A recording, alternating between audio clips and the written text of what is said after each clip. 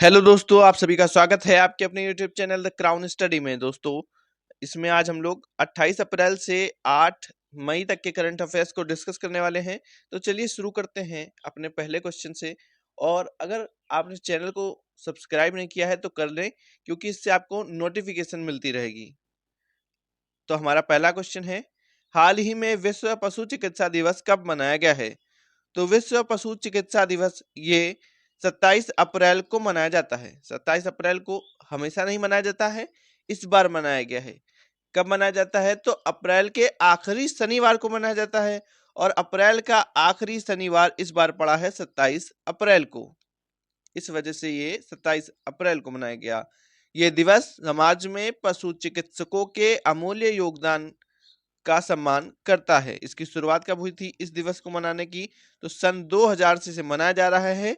और किसके द्वारा मनाया जाता है? तो पशु चिकित्सा संघ के द्वारा इसे मनाया जाता है। वहीं 26 अप्रैल को विश्व बौद्धिक संपदा दिवस मनाया जाता है। विश्व बौद्धिक संपदा दिवस। अगर पूछ ले वैश्विक बौद्धिक संपदा सूचकांक 2023 में भारत की रैंक क्या थी? तो भारत की रैंक थी 42 भारत की रैंक थी वैश्विक बौद्धिक संपदा सूचकांक 2023 में। वहीं 29 अप्रैल में अंतर्राष्ट्रीय नृत्य दिवस मनाया गया। 29 अप्रैल को अंतर्राष्ट्रीय नृत्य दिवस मनाया गया है। एक एक इम्पॉर्टेंट क्वेश्चन है, कई क्वेश्चंस एक में ही इंक्लूड हैं दोस्तों, ताकि आपके समय को बचाया जा सके। तो 29 अप्रैल को अंतर्राष्ट्रीय नृत्य दिवस मनाया जाता है। इसका उद्देश्य क्या है? तो कला के रूप में नृत्य के महत्व के बारे में जागरूकता बढ़ाना ही इसका उद्देश्य है। और इस दिवस की शुरुआत कब हुई? तो 1982 में होती है। कब होती है? 1982 में इंटरनेशनल थिएटर इंस्टीट्यूट के द्वारा इसकी शुरुआत की गई थी। यह दिन जीन जॉर्जस नोवरे की जन्म की याद दिलाता है, जिन्हें बेली डांस के जनक के रूप में जाना जाता है। अगला प्रश्न है, 26 अप्रैल 2024 को एससीओ रक्षा मंत्रियों की बैठक कहां पर आयोजित की गई है? तो एससीओ रक्षा मंत्रियों की बैठक ये कजाकिस्तान के अंदर, कजाकिस्तान के अस्ताना में की गई है। एससीओ यानी संघाई सहयोग संगठन के रक्षा मंत्रियों की इसमें बैठक हुई है। इसमें भारत के रक्षा सचिव गिरिधर अरामाने ने बैठक में हिस्सा लिया है। अगर बात करें एससीओ की, तो एससीओ की स्थापना कब होती है? संघाई सहयोग संगठन की स्थापना होती है 2001 में। इसका मुख्यालय कहाँ है? तो चीन के अंदर बीजिंग में इसका मुख्यालय है। इसके सदस्य देश कितने हैं? तो सदस्य देश 9 हैं। और साथ ही दो ऑब्जर्वर कंट्रीज यानी दो ऑब्जर्वर देश भी हैं। ऑब्जर्वर कंट्रीज कौन कौन सी हैं? तो बेलारूस और मंगोलिया इसमें ऑब्जर्वर कंट्री के रूप में सम्मिलित हुई हैं।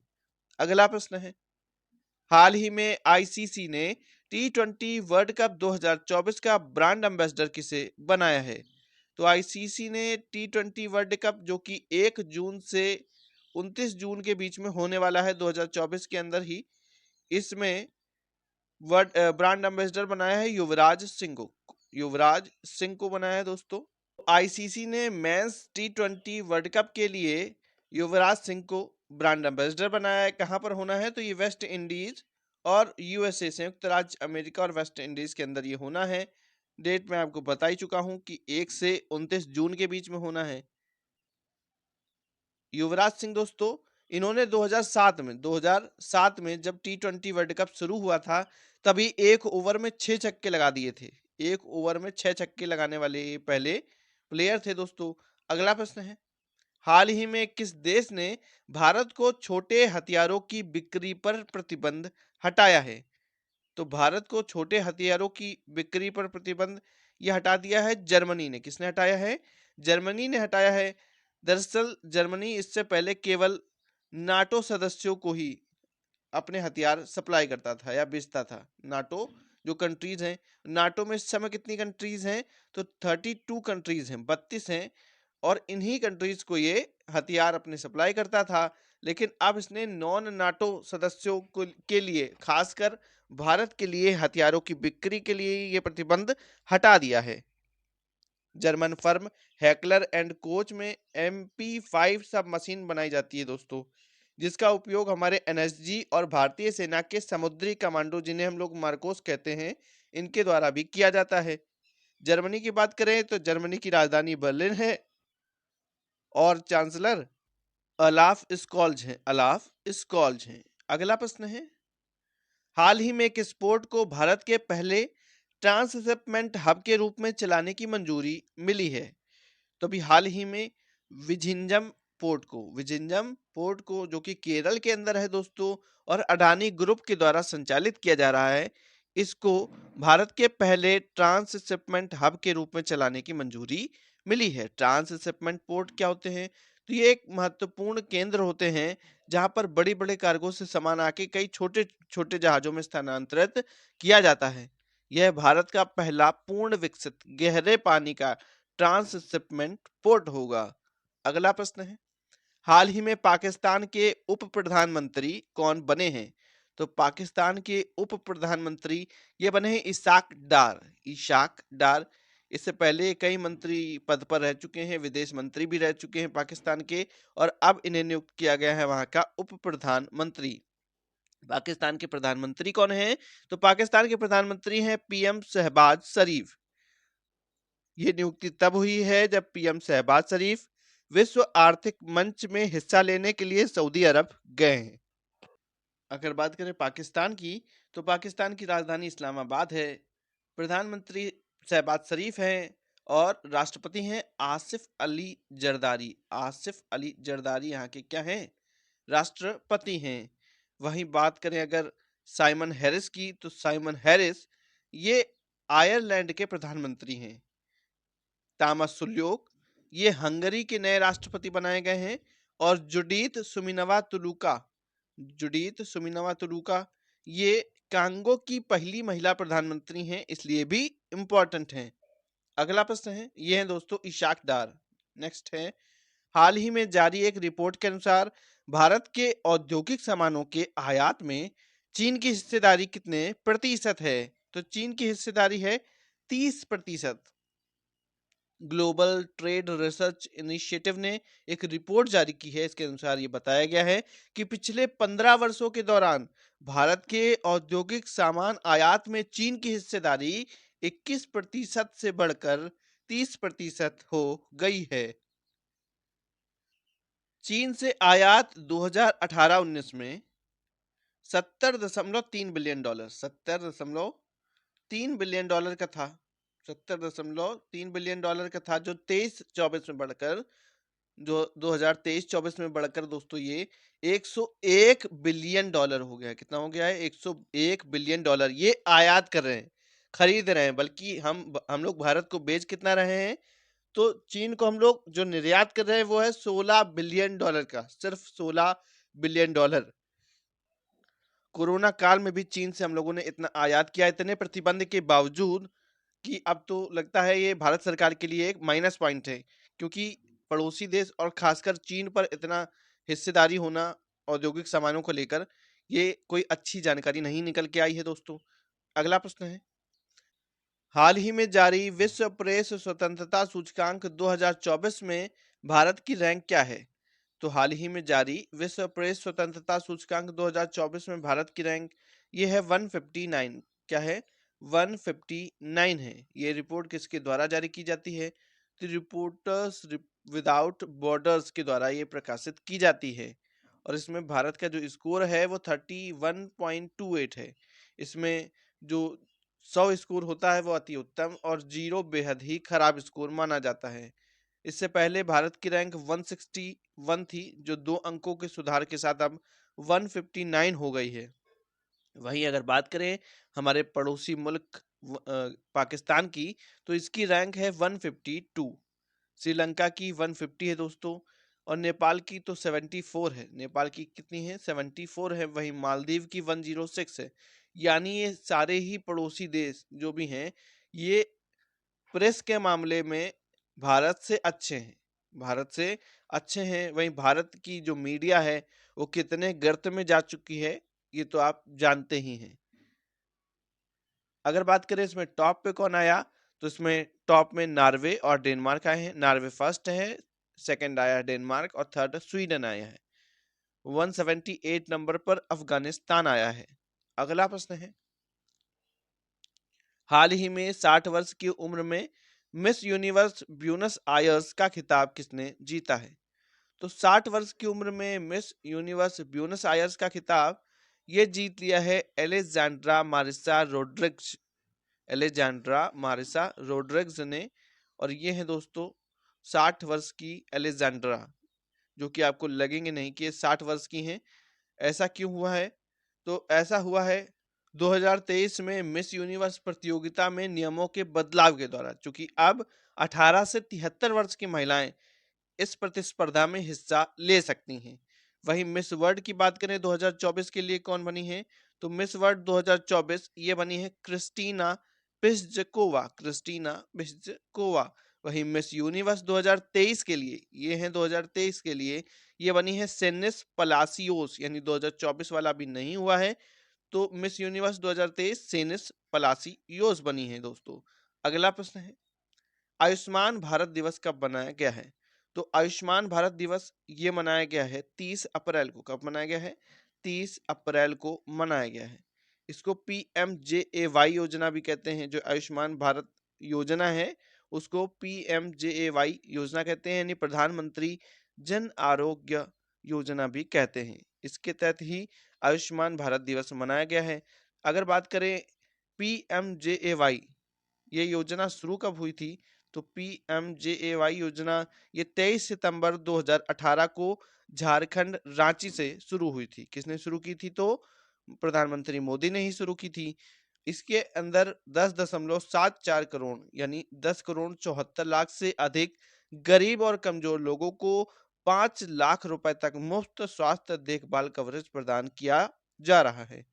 अगला प्रश्न है, हाल ही में किस कंपनी ने ब्रिटिश हाई कोर्ट में अपनी कोविड-19 वैक्सीन के गंभीर साइड इफेक्ट्स के आरोपों को स्वीकार किया है? तो ये स्वीकार किया है एस्ट्रोजेनेका ने। किसने स्वीकार किया है? एस्ट्रोजेनेका ने इसको स्वीकार किया है दोस्तों। वो भी कहां पर? तो ब्रिटिश हाई कोर्ट के अंदर एस्ट्रोजेनिका ने ही दोस्तों कोविशील्ड जो वैक्सीन थी उसका फॉर्मूला तैयार किया था। कोविशील्ड वैक्सीन का फॉर्मूला इसने तैयार किया था। और सबसे ज्यादा जो प्रोडक्शन हुआ है इसका, ये सीरम इंस्टीट्यूट में हुआ, सीरम इंस्टीट्यूट में, लेकिन ये फॉर्मूला एस्ट्रोजेनेका ने तैयार किया था। तो भारत के अंदर अगर बात करें तो कोविशील्ड की अब तक 1.75 अरब डोज लगाई जा चुकी हैं, जो कि बहुत ज्यादा है। अगर देखी जाए तो भारत में लगभग 80% लोगों को कोविशील्ड वैक्सीन ही लगी है। और इसमें बताया गया है कि हार्ट अटैक और ब्रेन हेमरेज जैसे कई गंभीर साइड इफेक्ट्स इसके हो सकते हैं, ऐसा इन्होंने कोर्ट में बताया है। अगला प्रश्न है, हाल ही में किस कंपनी को प्रतिष्ठित नवरत्न का दर्जा दिया गया है? तो अभी हाल ही में इरडा को, इरडा यानी Indian renewable energy development agency, भारतीय नवीकरणीय ऊर्जा विकास एजेंसी को ये नवरत्न का दर्जा दिया गया है। पहले ये मिनी रत्न कंपनी बी थी, उसके बाद ये मिनी रत्न कंपनी ए बनी, अब ये नवरत्न कंपनी बन गई है। अगर बात करें इरडा की स्थापना कब हुई थी, तो इसकी स्थापना हुई थी 1987 में। 1987 में मुख्यालय नई दिल्ली के अंदर है और वर्तमान में इसके अध्यक्ष हैं प्रदीप कुमार दास, प्रदीप कुमार दास। ये जो इरडा है इसमें 75% हिस्सेदारी केंद्र सरकार की है और इस समय नवीकरणीय ऊर्जा का ही सबसे ज्यादा प्रचलन भी किया जा रहा है, सरकार के द्वारा भी किया जा रहा है, क्योंकि ये वक्त की जरूरत भी है नवीकरणीय ऊर्जा। इसके लिए ये देखिए बहुत तेजी से बढ़ भी रही है। मिनी रत्न बी कंपनी थी ये, फिर मिनी रत्न ए हुई, फिर अब नवरत्न हो गई है। जल्दी ही ये महारत्न कंपनी भी बन सकती है। अगला प्रश्न है, हाल ही में किस राज्य सरकार ने 14 पतंजलि उत्पादों के लाइसेंस को निलंबित कर दिया है? तो अभी हाल ही में उत्तराखंड सरकार ने, उत्तराखंड राज्य सरकार ने 14 पतंजलि उत्पादों के लाइसेंस को निलंबित कर दिया है। आप सब लोग जान ही रहे हैं कि पतंजलि के जो इस समय संस्थापक हैं, इस वर्तमान में पतंजलि जो प्रोडक्ट्स उत्पाद कर रहे हैं, बाबा रामदेव, इनको सुप्रीम कोर्ट ने कड़ी फटकार लगाई है, क्योंकि ये गलत एड्स दे रहे थे। गलत एड्स का मतलब जो चीजें नहीं हो सकती हैं, जो बीमारियां नहीं सही हो रही हैं इनकी दवाओं से, इसके लिए भी ये शुद्ध शुद्ध कह के उसे बेच ले रहे थे। इसकी वजह से कड़ी फटकार लगाई है और उत्तराखंड सरकार को भी सुप्रीम कोर्ट ने निर्देश दिया था कि कड़ी कार्रवाई करें। इसके बाद 14 पतंजलि उत्पादों पर लाइसेंस निलंबित किया गया है, पतंजलि के उत्पादों का। अगला प्रश्न है, हाल ही में किस आईआईटी संस्थान ने innovative 3D printed dummy ballot unit पेश किया है? तो अभी हाल ही में आईआईटी गुवाहाटी ने दोस्तों 3D printed dummy ballot unit पेश किया है। इस पहल का उद्देश्य है मतदान प्रक्रिया का व्यावहारिक अनुभव प्रदान करके विशेष रूप से नए मतदाताओं और वरिष्ठ नागरिकों के बीच मतदाता जागरूकता को बढ़ाना और भागीदारी को बढ़ाना है। 3D प्रिंटेड डिवाइस ये मकई स्टार्च से बनाया गया है। ये बायोडिग्रेडेबल और पर्यावरण के अनुकूलन है, यानी ये आराम से नष्ट हो सकता है, इससे पर्यावरण को कोई नुकसान नहीं होने वाला है। इसे स्वीप और आईआईटी गुवाहाटी की भागीदारी से बनाया गया है। स्वीप और आईआईटी गुवाहाटी की भागीदारी से बनाया गया है। स्वीप का मतलब क्या है? तो systematic voter education and electoral participation cell के द्वारा इसे निर्मित किया गया है आईआईटी गुवाहाटी की मदद से। वहीं बात करें अगर इसके अलावा भारत का सबसे बड़ा जो ड्रोन पायलट प्रशिक्षण संस्थान है वो भी आईआईटी गुवाहाटी ने ही लॉन्च किया था। आईआईटी मद्रास की बात करें तो भारत की पहली मोबाइल मेडिकल डिवाइस कैलिब्रेशन की सुविधा ये आईआईटी मद्रास ने शुरू की थी और आईआईटी जोधपुर ने रोग ट्रैकिंग के लिए नैनो सेंसर का अनावरण किया था। अगला प्रश्न है, हाल ही में भारतीय वायुसेना और नौसेना ने कौन सी सुपरसोनिक हवा से जमीन पर मार करने वाली एयर टू सरफेस हवा से जमीन पर मार करने वाली मिसाइल को शामिल किया है? तो अभी हाल ही में रैम्पेज मिसाइल है। रैम्पेज मिसाइल है दोस्तों। भारतीय वायुसेना और नौसेना ने एयर टू सरफेस यानी हवा से जमीन पर मार करने वाली रैम्पेज सुपरसोनिक मिसाइल को शामिल किया है। ये भारतीय वायुसेना के भीतर हाई स्पीड लो ड्रैग मार्क 2 के रूप में जानी जाती है। इसकी मारक क्षमता कितनी होती है? तो इसकी मारक क्षमता होती है 250 किलोमीटर। 250 किलोमीटर की इसकी मारक क्षमता है। रैम्पेज मिसाइल को SU-30 यानी सुखोई 30, MKI, MiG-29 और जगुआर जो लड़ाकू विमान है इनसे लिंक किया जाएगा, यानी इनके द्वारा ही इसको यूज किया जाएगा। अगला प्रश्न है, वर्ष 2024 में कितने लोगों को लच्छू महाराज पुरस्कार से सम्मानित किया जाएगा? 2024 में तो 24 में तो 10 लोगों को किया जाएगा, लेकिन अगर पूछे 2024 के लिए कितने लोगों को किया जाएगा तो 2024 के लिए सिर्फ एक लोगों को, पंडित राजेंद्र गंगनी को सम्मानित किया जाएगा इस पुरस्कार से। ये 10 प्रतिष्ठित व्यक्तियों को दिया गया है। ये पुरस्कार 31 अगस्त 2024 को लखनऊ में दिए जाएंगे। कहां पर? लखनऊ के अंदर ये दिए जाएंगे। ये पुरस्कार 2014 से नहीं दिए गए, 2014 से ये नहीं दिए गए थे, इसीलिए इस बार एक साथ 10 वर्षों के लिए दिया गया है। और ध्यान रहे कोविड के कारण 2020 के विजेताओं की घोषणा इसमें नहीं की गई है। 2018 के लिए हेमा मालिनी और संध्या पुरीचा दोनों को ही मिला है, यानी अगर शुरुआत से देखें तो उमा शर्मा को 2015 के लिए, रमा वैद्यनाथन 2016, उमा डोंगरा 2017, हेमा मालिनी को 2018, संध्या पुरीचा 2018, सायरा बानो 2019, डॉक्टर मालविका मित्रा 2021, प्राची शाह 2022, असीम बंधु भट्टाचार्य 2023 और पंडित राजेंद्र गंगनी 2024। इन सबको ये पुरस्कार दिया गया है। लच्छू जी महाराज कौन थे दोस्तों? ये है लच्छू जी महाराज जो प्रसिद्ध कथक नर्तक थे। कथक जो नर्तक थे दोस्तों, ये हैं लच्छू जी महाराज। अगला प्रश्न है, हाल ही में अंतर्राष्ट्रीय मजदूर दिवस कब मनाया गया है? तो अंतर्राष्ट्रीय मजदूर दिवस ये मनाया गया है 1 मई को। कब मनाया गया है? 1 मई को। दुनिया भर के श्रमिकों के योगदान को श्रद्धांजलि देने के लिए प्रत्येक वर्ष 1 मई को अंतर्राष्ट्रीय मजदूर दिवस मनाया जाता है। अगर बात करें थीम की तो ensuring workplace safety and healthy एमिड climate change, ये इसकी थीम है। 1 मई को ही दोस्तों गुजरात और महाराष्ट्र राज्य का स्थापना दिवस भी मनाया जाता है।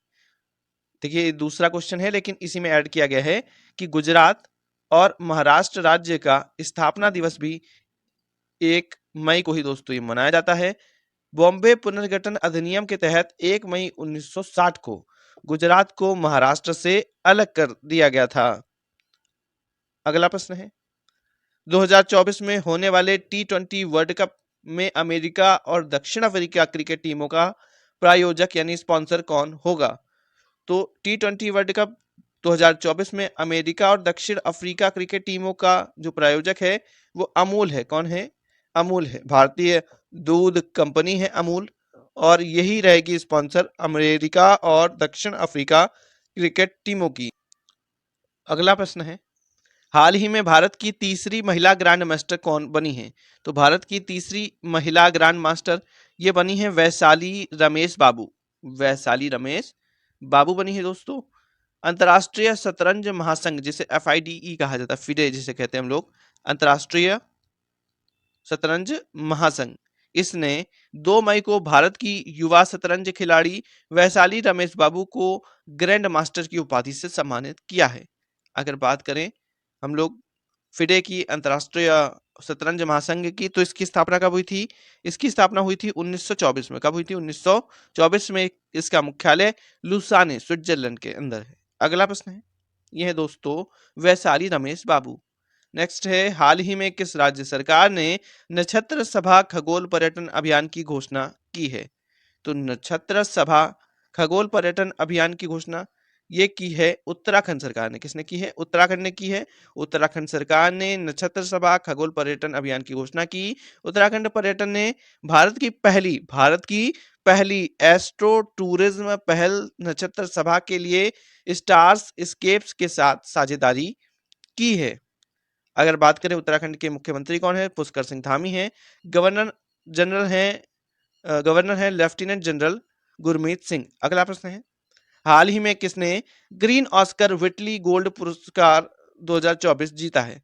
तो ग्रीन ऑस्कर विटली गोल्ड अवार्ड 2024 ये जीता है पूर्णिमा देवी बर्मन। डॉक्टर पूर्णिमा देवी बर्मन ने असम की एक वन्य जीव विज्ञानी को लुप्त प्राय ग्रेटर एडजुटेंट स्टार्क जिसे हरगिला कहते हैं के संरक्षण के प्रयासों के लिए अग्रणी यूके वन्यजीव चैरिटी पुरस्कार से सम्मानित किया गया है। इन्होंने अपने प्रयासों से पूर्वोत्तर भारत में 450 हरगिला पक्षियों की अनुमानित आबादी को लगभग 1800 तक पहुंचा दिया है। उनको संरक्षण देकर इस तरीके से उनकी संख्या बढ़ गई है। अब 450 से हरगिला हो गए हैं कितने?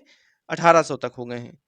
वहीं अगर बात करें AI एंकर सना की, तो AI एंकर सना को वेरी इंपॉर्टेंट है 2024 का ग्लोबल मीडिया पुरस्कार 2024 का ग्लोबल मीडिया पुरस्कार से सम्मानित किया गया है। ये पुरस्कार INMA यानी इंटरनेशनल न्यूज मीडिया एसोसिएशन के द्वारा प्रदान किया जाता है।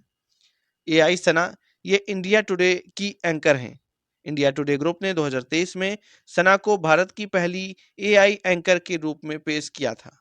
अगला प्रश्न है, यह है दोस्तों डॉक्टर पूर्णिमा देवी बर्मन। हाल ही में सोलोमन द्वीप के नए प्रधानमंत्री कौन चुने गए हैं? तो सोलोमन द्वीप के नए प्रधानमंत्री ये चुने गए हैं जेरेमिया मानेले। जेरेमिया मानेले चुने गए हैं दोस्तों। ये राजधानी क्या है सोलोमन द्वीप की? तो ये है होनियारा। वहीं अगर बात करें बजरनी बेनेडिक्टस की, तो ये आइसलैंड के नए प्रधानमंत्री हैं। पीटर पेलेग्रिनी ये स्लोवाकिया के राष्ट्रपति हैं। और लुइस मोंटेनेग्रो ये पुर्तगाल के प्रधानमंत्री हैं। याद रखेंगे, वेरी इंपॉर्टेंट हैं सभी। अगला प्रश्न है, ये है दोस्तों जेरेमिया मानेले सोलोमन द्वीप के नए प्रधानमंत्री। हाल ही में कहां पर राजसी चिथिराई महोत्सव का आयोजन किया गया है? तो अभी हाल ही में राजसी चिथिराई महोत्सव ये तमिलनाडु के अंदर इसका आयोजन किया गया है। इस महोत्सव में वैगई नदी में भगवान कल्लझागर का भव्य अवतरण कराया जाता है। इस उत्सव में देवी मीनाक्षी और भगवान सुंदरेश्वर की आराधना की जाती है। वेरी इंपॉर्टेंट क्वेश्चन यहाँ से भी बनता है कि तमिलनाडु में कौन सा मंदिर है? मीनाक्षी मंदिर। यानी ये पूछा जाएगा मीनाक्षी मंदिर कहाँ स्थित है? तो मीनाक्षी मंदिर ये तमिलनाडु के अंदर है। अगला प्रश्न है, वर्ष 2024 में BWF विश्व जूनियर बैडमिंटन चैंपियनशिप का आयोजन कहाँ किया जाएगा? तो 2024 में इसका आयोजन गुवाहाटी असम के अंदर होना है। भारत में गुवाहाटी असम में 2025 में BWF विश्व जूनियर बैडमिंटन चैंपियनशिप का आयोजन किया जाएगा। BWF के अगर अध्यक्ष पूछे कौन है इस समय, तो वर्तमान में पॉल एरिक होयर इसके अध्यक्ष हैं और ये गुवाहाटी असम भारत के अंदर इसका आयोजन किया जाएगा। अगला प्रश्न है, हाल ही में गोल्डमैन पर्यावरण पुरस्कार 2024 किसने जीता है? तो गोल्डमैन पर्यावरण पुरस्कार 2024 ये जीता है आलोक शुक्ला ने। किसने जीता है? आलोक शुक्ला ने। आलोक शुक्ला एक प्रसिद्ध पर्यावरण कार्यकर्ता और छत्तीसगढ़ बचाओ आंदोलन के संयोजक हैं। गोल्डमैन पर्यावरण पुरस्कार को ग्रीन नोबेल पुरस्कार के रूप में जाना जाता है। इससे भी याद रखेंगे, ग्रीन नोबेल पुरस्कार के रूप में से जाना जाता है गोल्डमैन पर्यावरण पुरस्कार को। छत्तीसगढ़ के फेफड़े माने जाने वाले हंसदेव अरण्य वन की सुरक्षा के लिए इन्होंने अथक प्रयास किया है। अगला प्रश्न है, यह है दोस्तों आलोक मिश्रा। हाल ही में जारी एक रिपोर्ट के अनुसार कौन सा शहर दुनिया का सबसे प्रदूषित शहर बना है? तो जारी एक रिपोर्ट के अनुसार अभी एक रिपोर्ट जारी हुई है, इसमें बताया गया है कि दुनिया का सबसे प्रदूषित शहर यह है दोस्तों काठमांडू नेपाल। काठमांडू नेपाल IQ एयर ने अपनी रिपोर्ट प्रकाशित की है। इसमें बताया है कि नई दिल्ली का स्थान इसमें दूसरा है। सेकंड नंबर पे कौन आता है सबसे प्रदूषित शहरों में दुनिया में? तो नई दिल्ली आती है। वहीं तीसरे स्थान पे चियांग माई, ये थाईलैंड का शहर है चियांग माई। चौथे नंबर में हनोई वियतनाम आता है। अगला प्रश्न है, हाल ही में चीन ने चांग E6 के साथ चंद्रमा की गहराइयों में नई खोज के लिए किस देश के साथ साझेदारी की है? तो चीन ने एक बहुत ही सुप्रसिद्ध देश है, विख्यात देश है बिल्कुल, पाकिस्तान, इसके साथ साझेदारी की है। पाकिस्तान के साथ इन्होंने साझेदारी की है चांग E6 प्रोब मिशन के लिए। पाकिस्तान चीन के चांग E6 प्रोब के साथ अपना पहला लूनर मिशन iCube-Q लॉन्च करने के लिए तैयार है। पाकिस्तान के पास इतना एक्सपीरियंस है कि पूछिए मत। वो तो झंडे में ही अपना चांद ले आया था जाने कब। लेकिन चीन ने अब सहायता मांगी है पाकिस्तान से इतने दिनों बाद। चलो पाकिस्तान जरूर सहायता करेगा चीन की। अगला प्रश्न है, हाल ही में किस देश में स्कूबा डाइविंग अभियान के दौरान दुनिया का सबसे गहरा ब्लू होल खोजा गया है? तो स्कूबा डाइविंग जो अभियान है इसके दौरान अभी मेक्सिको के अंदर, कहां पर? मेक्सिको के अंदर दुनिया का सबसे गहरा ब्लू होल अभी तक खोजा गया है। ये समुद्र तल से कम 1380 फीट यानी 420 मीटर नीचे तक फैला हुआ है। ये ब्लू होल्स क्या होते हैं? तो पानी से भरी जो ऊर्ध्वाधर गुफाएं या सिंक होल्स होते हैं, इनको ही कहते हैं दोस्तों ब्लू होल। ये जैसे फिगर है इसे देखिए, ये पानी से भरी एक ऊर्ध्वाधर गुफा है, इसी को ब्लू होल कहते हैं। इस साइड का नाम क्या है? तो मैक्सिको के अंदर इस साइड का नाम है तामजा ब्लू होल। अभी तक इसकी पूरी तरीके से तह में नहीं पहुंचा जा सका है, लेकिन इसकी गहराई नापी जा चुकी है, लगभग 1380 फीट है समुद्र तल से ये नीचे। अगला प्रश्न है, IIT मद्रास द्वारा ई प्लेन की इलेक्ट्रिक एयर टैक्सी कब तक लॉन्च की जाएगी? तो ई प्लेन की इलेक्ट्रिक एयर टैक्सी ये 2025 तक लॉन्च की जानी है, 2025 तक ये इस तरीके से होगी दोस्तों। अगला प्रश्न है, हाल ही में अडानी ग्रीन एनर्जी को कितने अंतरराष्ट्रीय बैंकों से कुल 400 मिलियन US डॉलर का फंड प्राप्त हुआ है? तो अभी हाल ही में अडानी ग्रीन एनर्जी को 5 अंतरराष्ट्रीय बैंकों से कुल 400 मिलियन US डॉलर प्राप्त होंगे, यानी 40 करोड़ US डॉलर का फंड मिला हुआ है। अडानी ग्रीन एनर्जी लिमिटेड ने राजस्थान और गुजरात में अपनी 750 मेगावाट सौर परियोजनाओं के लिए 5 प्रमुख अंतरराष्ट्रीय बैंकों के संघ से सफलतापूर्वक 400 मिलियन US डॉलर का फंड प्राप्त किया है। दोस्तों अगर वीडियो अच्छा लगा हो तो वीडियो को लाइक करें, शेयर करें, चैनल को सब्सक्राइब कर लें और बेल आइकन जरूर दबा लें, जिससे जब भी हमारी वीडियोस आएंगी तो आपके पास नोटिफिकेशन आ जाएगा। मे बी नेक्स्ट वीडियो आपका 15 मई को अपलोड होने वाला है। तो चलिए बने रहिए मेरे साथ, और यहाँ तक वीडियो देखने के लिए आप सभी का धन्यवाद। Thank you.